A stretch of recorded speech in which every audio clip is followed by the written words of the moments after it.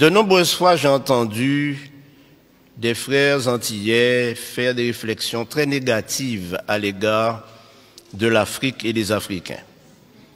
Mon problème est que c'est le résultat d'une coalition internationale dans le cadre du conflit cosmique où les médias du monde entier se sont ligués contre ceux qui ne sont pas décolorés. Car en réalité, vous découvrirez à travers l'étude, malheureusement, le temps m'est compté, de sorte que je vais faire des raccourcis, mais je veux faire 3 déclarations qui vont vous pousser à réfléchir et peut-être à sonder les Écritures davantage.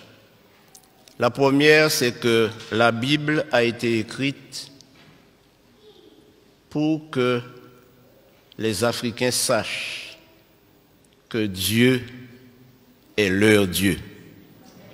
La deuxième chose que je vais dire, c'est que le peuple d'Israël est un peuple noir. Et la troisième chose que je dirai, c'est que nous, Antillais, descendants d'esclaves, il y a probablement parmi nous des descendants des tribus d'Israël. Alors plusieurs fois nous avons dit, mais c'était pour les Juifs. Nous ne sommes pas Juifs. Nous ne sommes pas Israélites. Je fais la différence entre Israélites et Israéliens. Et qui sommes-nous? Et volontiers, nous nous décrivons comme des païens ou des païens convertis. Mais attention. Pour répondre à toutes les questions que j'ai soulevées, et ne m'en veuillez pas, il faut commencer par répondre à une première question. Où Dieu a-t-il planté le jardin d'Éden? Alors certains me diront toutes sortes de lieux géographiques. Mais si nous lisons attentivement, et j'aimerais, frères, vous dire que lire la Bible n'est pas suffisant. Mais ce qui est important, c'est de sonder les Écritures, questionner notre foi et questionner nos pratiques. Mais j'aimerais vous inviter à lire en Genèse chapitre 2 pour découvrir que le jardin d'Éden était en Afrique centrale. Je pourrais m'arrêter là et vous laisser partir frustré. Et probablement vous posant des questions en vous disant, mais ce pasteur qu'on a invité aujourd'hui, d'où vient-il? Qui est-il? Quel étrange personnage. Mais vous savez, mes amis, je suis né dans l'église adventiste, mais je n'étais pas adventiste quand je suis né. J'ai grandi dans cette église et année après année, j'ai répété ce que dit mon église concernant la parole de Dieu. Mais le Seigneur m'a fait prendre conscience de la nécessité d'étudier la Bible sans préjugés. Et en tant que fils d'esclave, le premier préjugé que nous avons développé tous ou presque, c'est que tout ce qui est bon ne vient pas de chez nous, mais de l'extérieur, oubliant que tout ce que nous avons accumulé comme conception de notre religion vient du Code noir. Et le Code noir stipulait que les Africains ou les hommes de couleur noire n'ont pas d'âme, ne sont pas capables d'adorer et ils ne peuvent pas avoir un Dieu autre que le Dieu de leur colon, de leur maître. Donc, les hommes de couleur noire ne peuvent pas avoir un Dieu autrement que blanc. Et voilà ce que nous avons cultivé. Et jusqu'à présent, nos enfants, nous leur montrons un Christ blanc, nous leur montrons des anges blancs, et quand nous parlons de Dieu, nous pensons même déjà, nous l'avons déjà coloré en blanc. Mais mes amis, la Bible m'enseigne autre chose. Tout à fait autre chose. Et quand je lis la répartition des nations sur terre, je me rends compte que nous sommes tous cousins et cousines.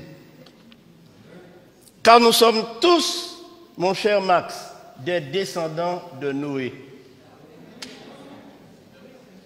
Tous descendants de Noé, à travers ses fils.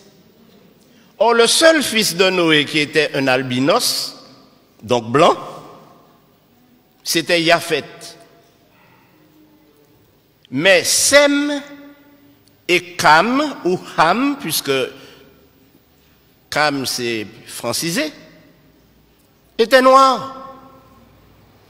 Les Sémites sont des noirs. Les descendants de Sem sont des noirs. Et les descendants de Cam sont des noirs. Et c'est la Bible qui le prouve. Dans la généalogie de Jésus, il y a plusieurs Cananéens. Plusieurs femmes cananéennes ont enfanté avec des Sémites ou des Couchites. Vous savez, quand nous lisons la Bible, frères et sœurs, nous ne la sondons pas. Lorsque nous arrivons sur les généalogies, sur le livre des Chroniques, nous passons au chapitre suivant ou au livre suivant. Mais lorsque nous lisons les généalogies et les chroniques, alors la Bible nous parle différemment et résonne dans notre esprit maintenant qu'il s'agit de nous-mêmes. Frères et sœurs, notre religion n'aura aucun sens si nous nous mettons à imaginer notre religion à travers la religion des autres. Dieu ne nous a pas été prêté par les Blancs, puisque Dieu est le Dieu des Noirs. Nous ne pouvons pas prétendre suivre une religion que nous avons reçue de ceux qui nous ont évangélisés. D'ailleurs, ceux qui nous ont évangélisés, ils ont commencé par nous tuer lorsque nous n'acceptions pas leur religion. Et j'aimerais vous dire que lorsque les esclaves ont été déportés de l'Afrique aux Antilles, en Amérique et dans les colonies, ils avaient une spiritualité. Ils adoraient Dieu. Ils le connaissaient. Et ce que le Code noir a fait, c'est de leur enlever ce Dieu qu'ils adoraient déjà pour le remplacer par un Dieu inconnu. Je crois que nous devons revenir à la parole de Dieu. Alors, mes amis, Abraham était un noir qui vivait dans un pays noir avec une femme noire, Sarah. Mais la question est, mais quelle est la couleur de Jésus? Qui ne s'est pas posé cette question? Une autre question pourrait être, mais quelle est la couleur de Dieu lui-même? Bon, je vous dirai, la couleur de Dieu, pour mettre tout le monde d'accord, c'est arc-en-ciel. Parce que la Bible nous dit que personne ne l'a jamais vu, mais lorsqu'on regarde son trône, le trône est entouré d'un arc-en-ciel. Donc on va dire que la couleur de Dieu, c'est arc-en-ciel. Mais j'aimerais vous dire, mes amis, que les choses ne sont pas aussi faciles. Dans le Nouveau Testament, nous trouvons plusieurs Africains. L'eunuque, par exemple, il était de quelle nationalité? Il était éthiopien. Donc il venait du pays de Couche. Maintenant, quel est le plus grand et plus célèbre Africain que nous connaissons? Le plus grand et plus célèbre, plus fameux Africain que je connaisse, c'est Moïse, né en Égypte. Il est né en Égypte. C'est un Africain, Moïse. Un Africain noir. Beaucoup de personnes s'imaginent Moïse à travers le film de Cécile B. DeMille, un vieux blanc à tête blonde, à cheveux blancs et barbe blanche. Non! Et la raison est simple, mes amis. Moïse a été élevé à la cour de Pharaon pour succéder au Pharaon. Or, nous savons aujourd'hui, et le monde scientifique, les historiens, les théologiens savent que les Égyptiens étaient des Noirs et les pharaons étaient noirs. Alors, Moïse était le plus grand noir célèbre que l'on connaisse. Et ceci a été prouvé par le plus grand savant du XXe siècle africain, qui s'appelle Cheikh Anta Diop et qui a déterminé par ses études et prouvé au monde scientifique que la civilisation égyptienne et noire est la première civilisation du monde. Et aujourd'hui, quand nous parlons, nous disons que l'Afrique est le berceau de l'humanité, n'est-ce pas? Et si le berceau de l'humanité est en Afrique, ça signifie que Dieu a créé Adam et Ève en Afrique. Et quand nous disons que l'Afrique est le berceau de l'humanité, nous oublions malheureusement que l'Afrique a été à l'origine de toutes les sciences, de toutes les connaissances, à l'origine de tout ce que nous avons dans cette civilisation occidentale européenne, mais qui a été détruit lors des conquêtes, et on a cassé les nez de toutes les statues égyptiennes pour qu'on ne voit pas le caractère négroïde. Ainsi donc, mes amis, ne nous laissons pas embarquer, mais puissions-nous cultiver une religion authentique. Mais mes amis, il y a 2 généalogies de Jésus dans la Bible. Une en Matthieu 1er et l'autre en Luc 3. Ces 2 généalogies, je vous invite à les lire, à les comparer, et vous vous rendrez compte qu'elles sont inversées, c'est-à-dire une commence par la fin et l'autre commence par le commencement. Mais pourquoi ces 2 généalogies ont été données? La première, c'est que la généalogie en Matthieu prouve que Marie est bien la mère biologique de Jésus et elle était noire. À la question, mais quelle est la couleur de Jésus? Alors, si je vous dis que je ne sais pas, vous ne me croirez pas, après tout ce que j'ai dit.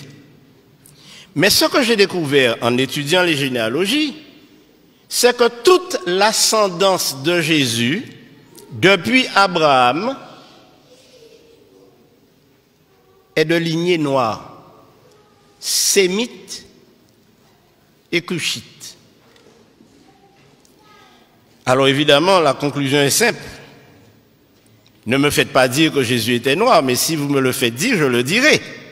Alors, en Jean 8, 32, le Seigneur Jésus-Christ lui-même nous dit, connaissez ce texte? Vous connaîtrez la vérité et la vérité vous affranchira. Ce dont nous avons besoin aujourd'hui, frères et sœurs, c'est d'être affranchis de tous les concepts, de toutes les idées, de toutes les philosophies que nous entendons dans les sermons, que nous entendons dans les études, que nous entendons des gens afficher et affirmer. La Bible nous dit que le peuple noir n'est pas maudit, que le peuple noir fait l'objet de l'attention de Dieu, parce que Dieu s'est adressé à des noirs. Donc, ce qu'il faut retenir, c'est que tous ces concepts que nous avons développés et qui font de nous des personnes complètement complexées, lorsque nous sommes dans un milieu où nous ne retrouvons pas les couleurs auxquelles nous sommes habitués, nous sommes complexés, nous avons l'impression d'être inférieurs. Nous ne sommes pas inférieurs devant Dieu. Au contraire, nous sommes des enfants d'Israël. Il y a de cela 2 ans, j'étais au Ghana. J'étais à Kumasi, au Ghana. Et là, j'ai rencontré de nombreuses personnes qui m'ont dit « Nous sommes des descendants de Siméon ». Et ceci a éveillé mon attention. Mais savez-vous ce qui s'est passé? Lorsque les Romains sont entrés à Jérusalem et qu'ils ont commencé à persécuter les enfants d'Israël, qui étaient des Noirs, ils se sont enfuis en Afrique de l'Ouest. Et c'est pourquoi aujourd'hui, pratiquement toute l'Afrique de l'Ouest est peuplée de descendants d'Israélites. Cherchez et vous trouverez à Man, en Côte d'Ivoire, des descendants de la tribu de Dan. Et si vous allez jusqu'en Afrique du Sud, vous trouverez les Lemba, qui eux aussi sont des Israélites, qui pratiquent tous les rites juifs sans avoir été évangélisés par aucune nation. Alors mes frères, Simon de Cyrène, c'était un noir. Mais je terminerai par ce qui va vous renverser sur votre siège. L'apôtre Paul était un noir. Et je vous donne la référence, lisez-la à la maison. Acte 21, versets 37 et 38. Quand l'apôtre Paul s'est présenté, on lui a posé la question, mais n'es-tu pas cet Égyptien qui soulève des foules? S'il était pris pour un Égyptien, Paul n'était rien d'autre qu'un nègre marron, comme moi-même.